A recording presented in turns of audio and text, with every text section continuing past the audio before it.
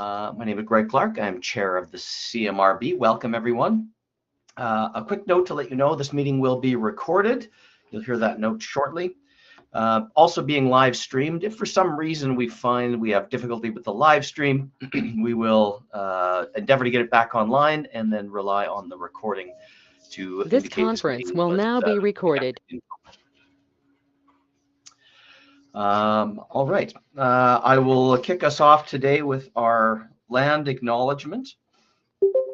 And note that we had a momentous day yesterday, and as we're reflecting on the land acknowledgement and making our acknowledgement of the land as part of our shared journey towards reconciliation, I noted that what was formerly Fort Calgary has been renamed to I Tamito Tati Yopi, which is Blackfoot for a harmonious meeting place, or in English, the confluence.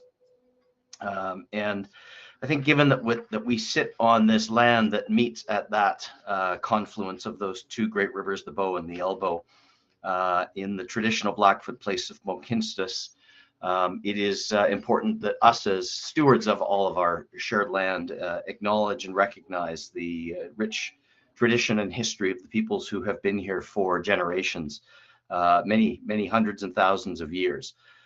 Those people include the Siksika, the Kainai, the Piikani, the Amskapi Pikuni nations of the Blackfoot Confederacy, the Tsuut'ina Nation, Bearspaw, Chiniki, and Goodstoney nations of Stoney Nakoda, and the Opti Mesiwak Métis government, the Métis Nation within Alberta, and we are in districts 5 and 6. In the spirit of truth and reconciliation, the CMRB is actively working to build meaningful and mutually beneficial long-term relationships with Indigenous nations in and around the region. And finally, we acknowledge all nations, Indigenous and non, who live, work, and play on this land, who honor and celebrate this territory. With that, I'll welcome everyone and ask for a motion for adoption of the agenda. Has everyone had an opportunity to review the agenda? And any questions, comments, edits, or amendments to the agenda? And if there are none, I will invite a motion. So moved. Mayor Janung, thank you very much. Do we have a second? How about Reeve Miller or Mayor Brown? Deputy Reeve Miller, thank you. Any discussion on that? Seeing, hearing none, we will, by exception, ask anyone to, if anyone has any reason to vote against, please let me know. If not, that motion is adopted. Thank you. Same question on the minutes. Anyone have any I'd move to adopt, Mr. Chair. Thank you very much, Mayor Brown. And do we have a second? Mayor Janung, thank you very much. And any discussion on that? By exception, anyone wishing to vote opposed? And that carries. Thank you very much. Just there we go. Thank you very much. Okay. I will turn it over to Jordan Copping for discussion of the Q1 2024 actuals. Jordan, you're up. Thank you very much, Greg. Members of the committee, I will just go through the notes, and then I am happy to answer any questions that the members may have. First off is that due to lower than forecast expenses in 2023 and higher than budgeted interest revenue, a member contribution is not required for budget 2024.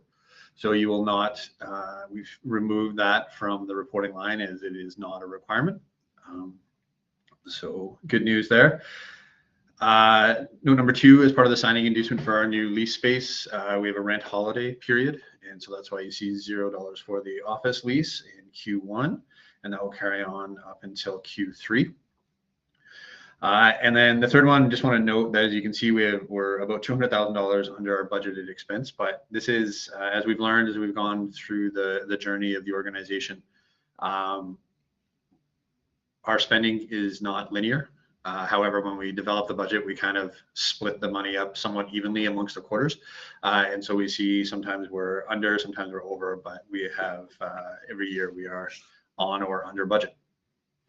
With that, I'm happy to answer any questions that members of the committee may have. Thank you, Jordan. Appreciate that. Reeve Miller, go ahead. I'm just wondering, where is the new office? I'm not sure I've ever heard where you relocated to. Okay, yeah, I think we might have stopped putting it on the bottom of our emails there. It's do you know where Central Memorial Park is? Kind of right by the Sheldon Schumer Center.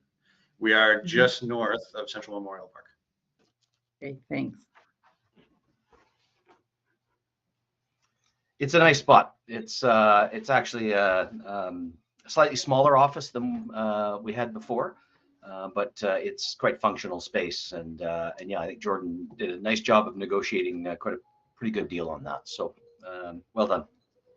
Any other questions on the Q1 2024 actuals? Got a raised hand here. Mr. Oh, Chair? sorry, Yes, sorry, Okay, just go ahead, from Peter. ours. Jordan, just a question from our admin. Did we get notification that in late 2023 that the member fees weren't required for 24?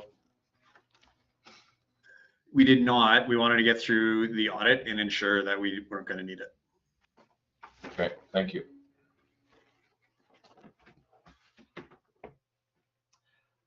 Okay, thanks, Peter. Any other questions?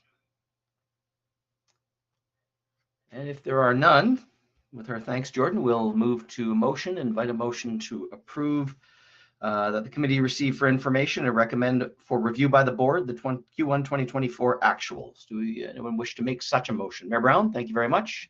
Do we have a second? Reeve Kissel, thank you very much. And we'll do a vote on that. All in favor? Any opposed? Seeing, hearing none, carries. Thank you.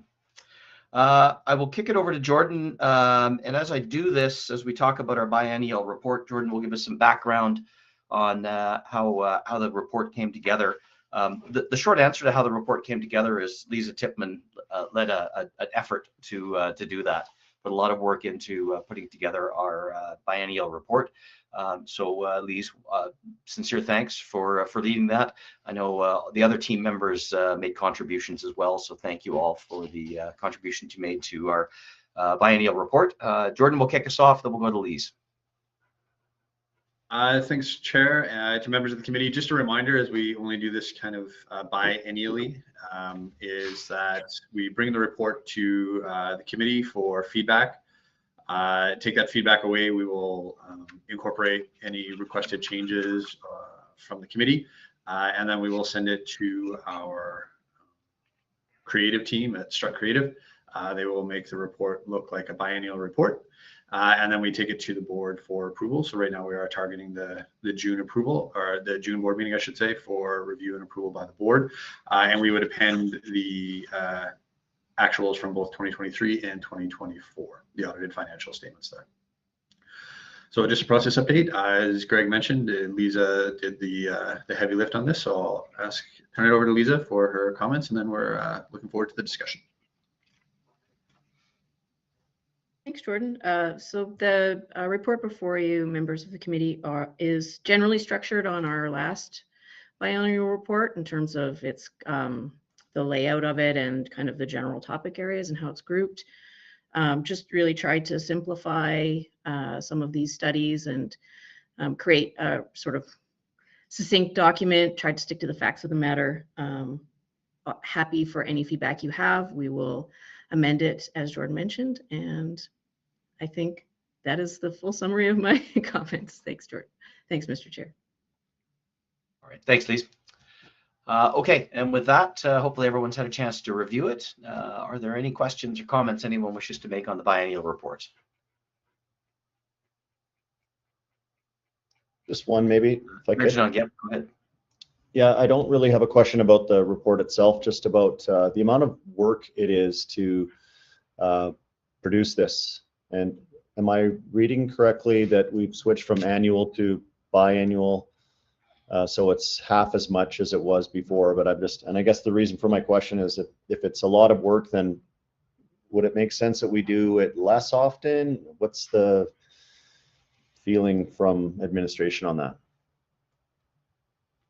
Jordan, maybe I'll kind of let you take that, but I think the short answer is I guess we probably need to do I think anything less than once every 2 years is probably not quite enough. I mean, quite a bit happens within a 2-year frame. And I suppose at some point, if there's a significant moment along the way, maybe a revamp of the growth plan, for example, we may do an annual report if there's a lot that happens in a given year. Okay. But I think every other year feels about right in terms of that. So I don't know, Jordan or Lise, if you have a thought on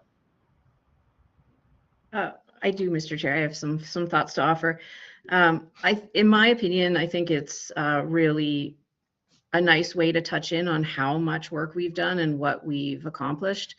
Even for me, writing this, and Shelley and Jamie put together sort of the facts of the matter from different covering reports we've done.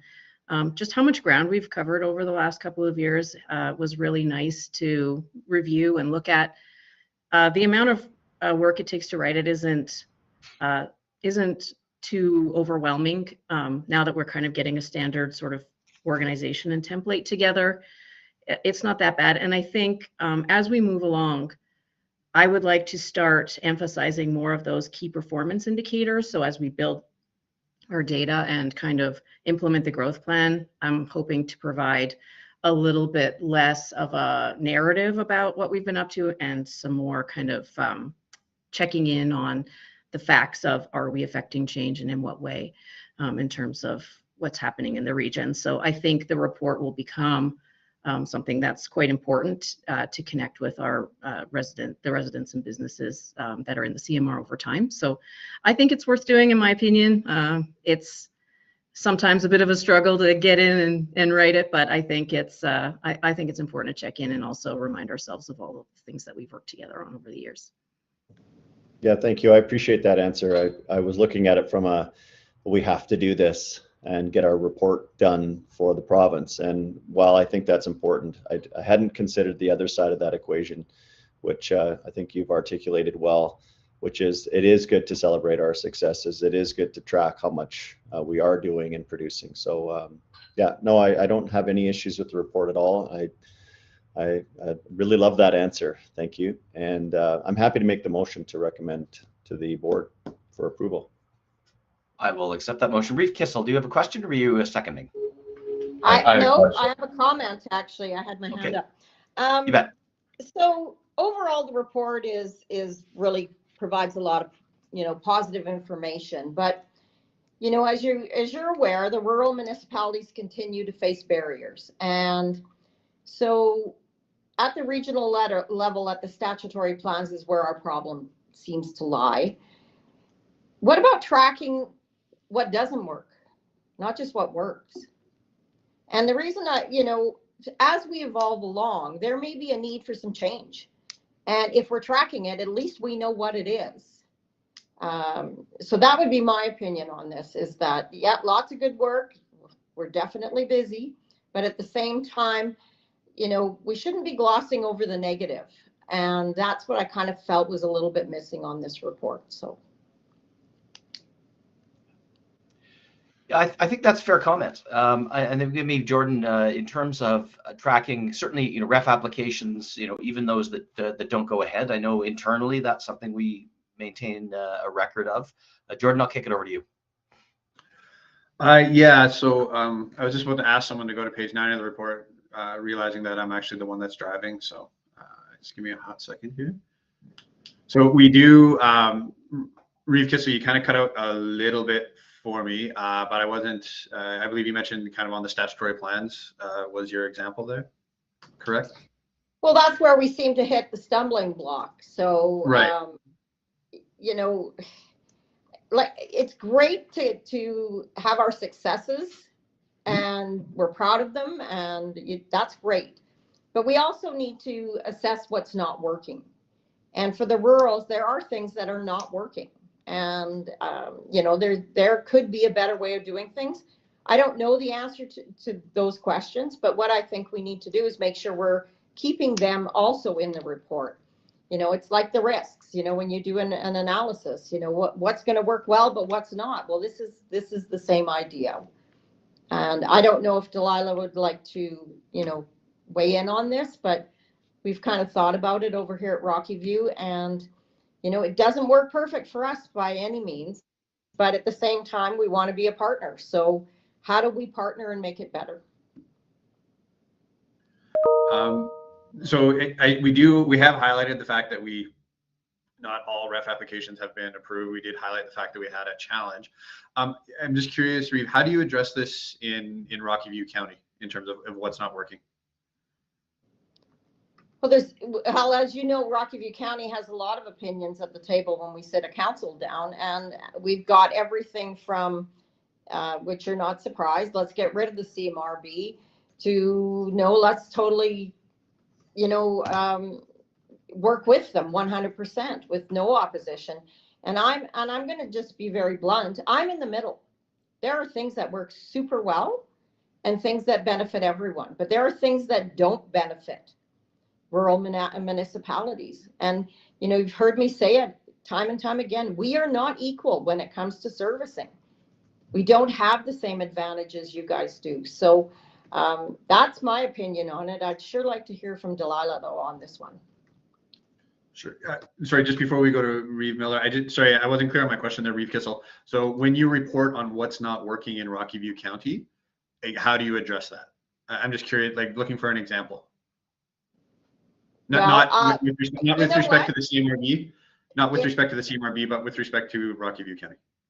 With respect, well, I'd actually need some time to work that through, because we have, like I said, we have a varied group, and we are still struggling, and that's something that we need to sit down and figure out also. But what I'd like to see is in the reports is laid out what didn't work, rather than saying something has been turned down. We haven't even listed what it is. We just said, oh, it just it was refused.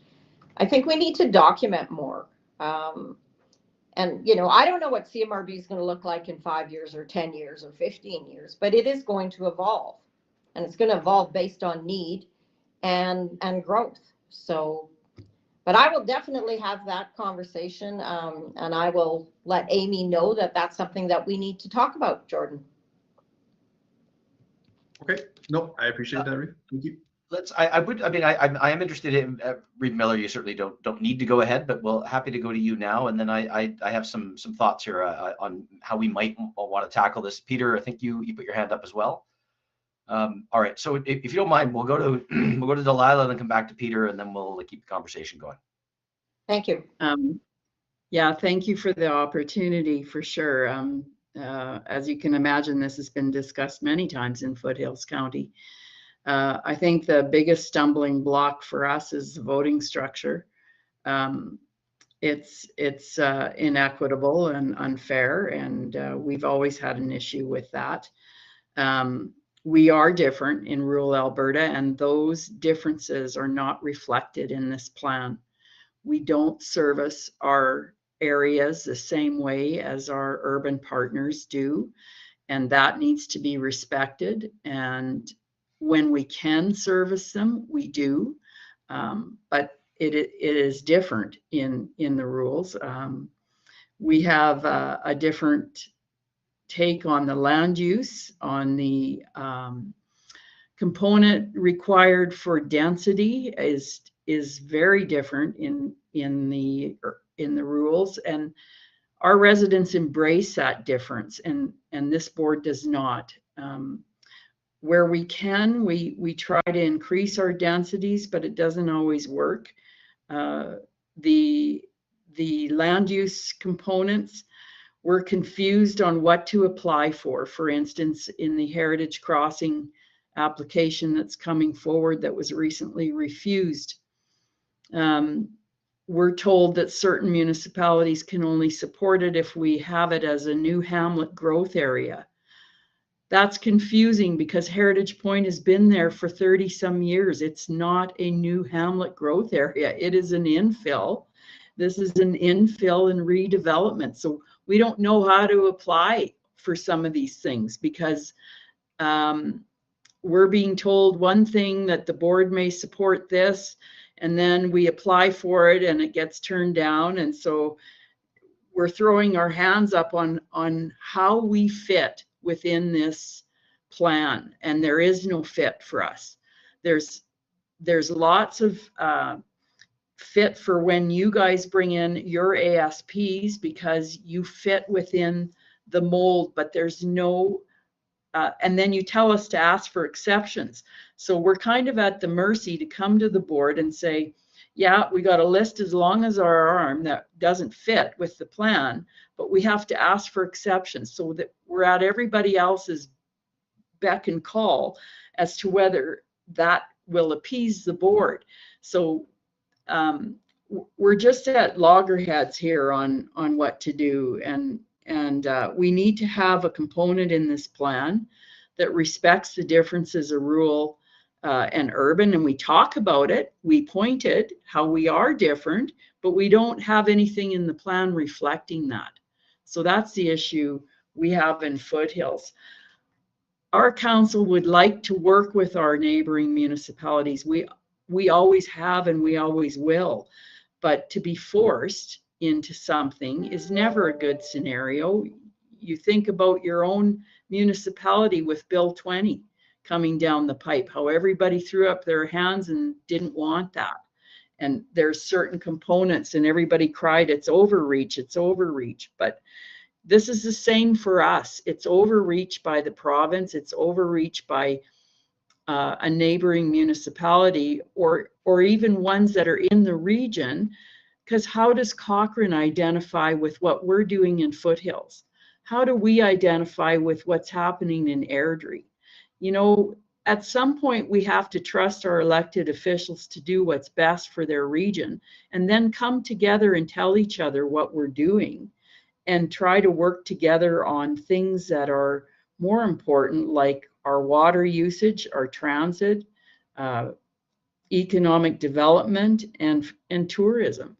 We need to stay out of the way of growth, and there's nothing in this plan that talks about housing, and that's a major issue. How are we going to make room for people when we don't have anything that points towards what we're doing for housing? And we can't get in the way of each other to stop and stifle growth and stop housing just because it's not in your municipality. So I'll get off my soapbox for now, and I thank everyone for indulging me for this chance to explain where we're coming from in rural Alberta. And as I said to many of you, we respect and want to work with everyone, and we see value in that, but we think there needs to be a component that respects rural Alberta. Thanks. Thanks, Reeve Miller. Mayor Brown, Peter, you're up. Wow, I'm not sure what to say. Respectfully, Mr. Chair, I don't know how we get off on these topics when we're talking about a biannual report. Mm-hmm. These dissertations, it started with Reeve Kissel. I agree with her. Our West Hills cast was refused. I don't live in the county, or I don't live in a rural area. We had to withdraw it. So it's not just rural. So I agree with you. We should put in the things that need to be approved upon. I don't have any advantages over servicing. I don't know where you get that idea. We're looking at hundreds of millions of dollars. We don't have a water license here. We don't have a wastewater facility in Airdrie. So I don't see any advantages in our community over what you're doing in your rural environment. As far as Reeve Miller, I don't know, or sorry, I don't know what to say, because you say the same things repeatedly, but if your growth impacts your neighbors, that's a problem for your neighbor, and it's a problem for this board. It's a legislative body. Sometimes when I sit through these meetings, I don't want to be here either, but we're forced to be here because of legislation. We serve at the pleasure of the province.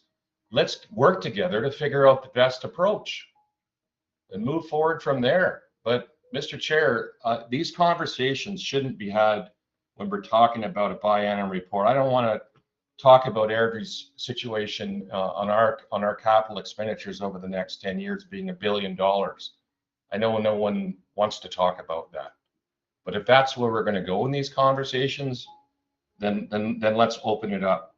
So specifically to the report, we had administration would like to see the work done on the water roadmap and the RTTMP highlighted.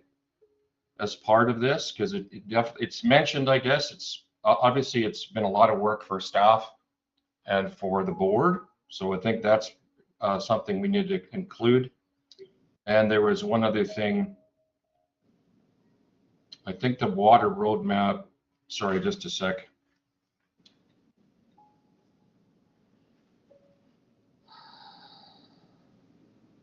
You guys got me all riled up. Yeah, I think that's everything, Jordan. So those are my two. So thank you. Thanks, Mayor Brown. So, Reeve Kissel, I see you there. What you know, I think so. On one hand, and just to address the discussion, I think generally as it's gone, fair enough. You know, the letter of the black and white of the report is one thing. But at the same time, it does give us an opportunity to reflect on where we are and the purpose of the board and how it's working for everyone. So I don't, you know, I think it's okay to have a bit of a discussion about this stuff and not pretend that it isn't something that we're that there are thoughts and questions and concerns about. One thing I might suggest that Jordan and team take away, because I do think, first off, I know that everything is tracked on the admin side. It would be really interesting, and part of the challenge is until something is formally a ref application and daylighted, there's a lot of things that happen back and forth between administration. So I think maybe we can take away, and staff and admin can take away, are there commonalities in sort of general terms of some of the things that come, and you know, we've heard a couple of instances here where things have either been withdrawn or maybe changed along the way to align with the growth plan. There's different options in terms of potentially exceptions. You know, one of the artifacts of a growth plan is we're dealing with things that have been set up a certain way in history, trying to align that with something that is in essence a transition document, and you can't possibly account for every scenario. So there's I guess a relief valve mechanism, and that's sort of part of the way that the document's been structured deliberately. But I guess I wonder if it makes some sense for us to ask admin to go away and think a little bit about, are there things that we can learn? Are there commonalities? Is there something that can be brought back or shared with your administrations through a tag that help us daylight some of the things that we're learning here along the way? So I guess I phrase that as a question here to the group, both board and or committee and admin, just as I reflect a bit. But with that, we'll go to Reeve Kissel. Thank you. So to Mayor Brown, my intention was not to go down the rabbit hole, and I do apologize if you feel that's what happened.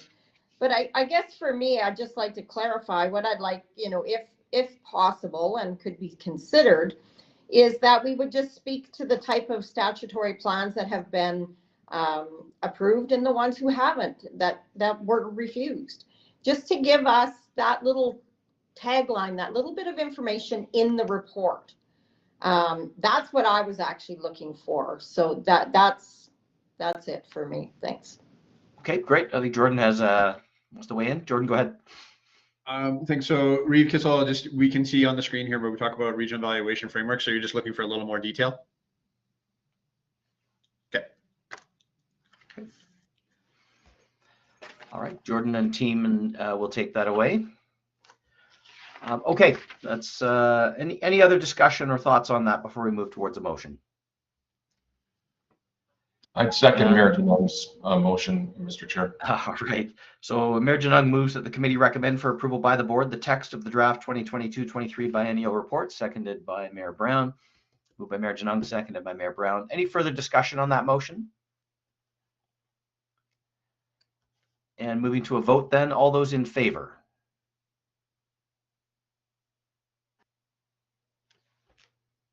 Any opposed? And that motion carries. Thank you. Okay, on then to the board chair selection and contingency policy. So just the genesis of this is the good practice, I think, in an organization is always to have a contingency plan for key personnel. This is something that both Jordan and I have included in our goals for this year. As it relates to the chair's role, We've taken the opportunity to address this as both, there's a few different elements to it. The first is looking at both short and long-term contingency. Short-term, if the chair is absent, either for a single meeting or for a less than 60-day period, the vice chairs of the committees and the board would take over the chair role in running the meetings. If the absence is greater than 60 days or the chair is no longer part of the organization, that then triggers a second decision point. And that is, does CMRB want to have an internal chair from amongst its members, or does CMRB want to continue doing the external chair? And just as a point of reference, EMRB has done both. There's no, there's considerations, pros and cons, trade-offs between each of those. It would be up to the board to consider whether it would be willing, or which path works best. If the committee, or sorry, if the board decides they want to continue on with an external chair, then a formal search process would be undertaken, akin to the one that we did when I came on back a little more than 3 years ago now. So with that is the contingency plan for the chair. Jordan, like I say, is working on a similar contingency for key personnel on the admin side. And with that, I will open it up to any discussion, comments, or questions.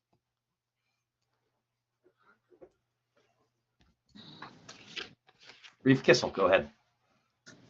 Thank you. So lots of good information. I was wondering if we might be able to beef up the role of the chair in, you know, we all chair, so we kind of understand the duties, but the actual responsibilities, if that could be expanded on, I think that would be good. It would be good for everybody who, whether a member or, you know, anybody who's working with the board. So that was just one of my thoughts. And I'll let everybody else weigh in and see if there's any other recommendations.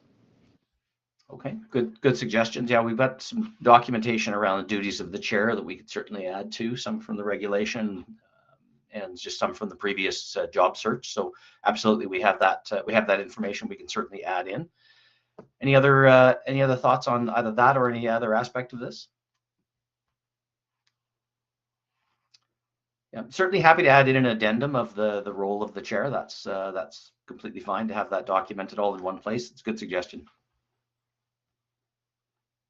Okay, Mayor Janung?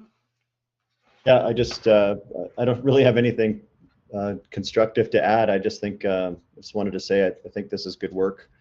I like the way it's laid out, and I think it's, you know, our responsibility to have a contingency plan like that, and I appreciate that it's before us today. Well, thank you. Good. Thank you so much. That feels like a nice transition point to make a motion. How do we feel about the motion that the committee recommend for approval by the board, the chair selection and contingency policy?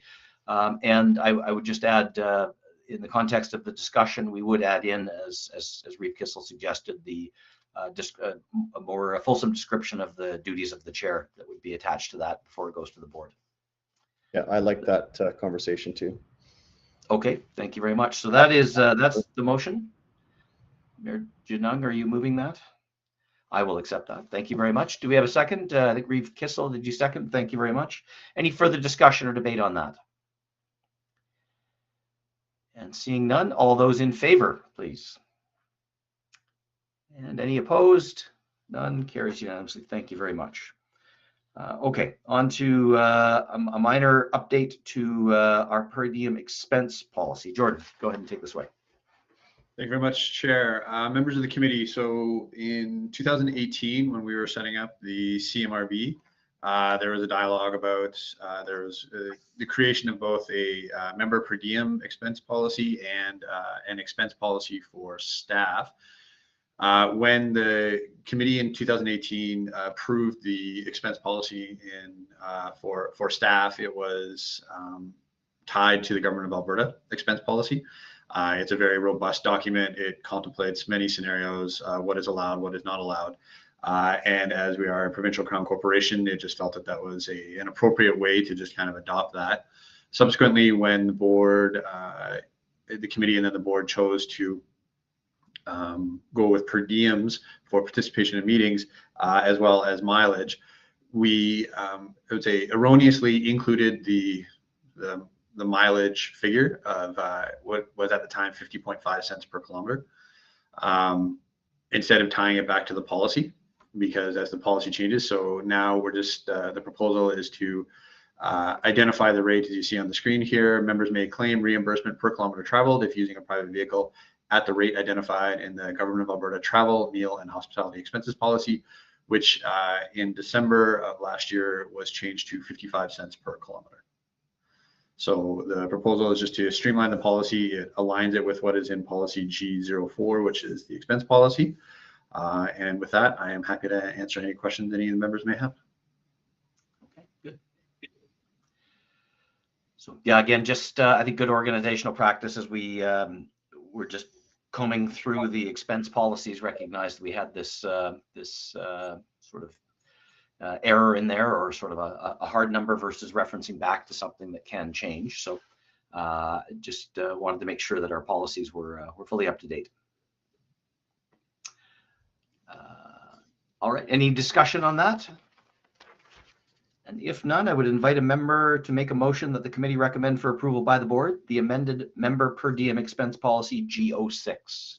Someone willing to make such a motion? Mayor Brown, thank you very much. Second? I wonder if Councillor Lang wants to get his name in the minutes. All right, we'll do that. Councillor Lang, you're on the second. Any further discussion on that motion? And all those in favor? Any opposed? None. Carries unanimously. Wonderful. Thank you. Okay, that exhausts the substantive items on the agenda.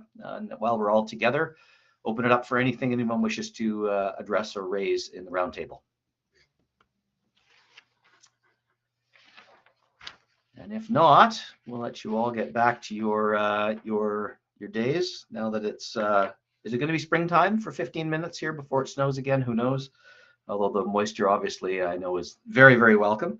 Our next meeting together here in the Governance Committee is Friday, 13th of September, 9 o'clock in the morning, again through GoToMeeting. Our next meeting chronologically is Thursday, 6th of June, 9 a.m., Land Use Servicing. And then we will be together as a board in beautiful Rocky View County on Friday, 21st of June at 9:30 in the morning. And unless there's anything else, the agenda being exhausted, I declare the meeting terminated. Thank you all very much. We'll talk to you soon. Be well. Bye. Thanks.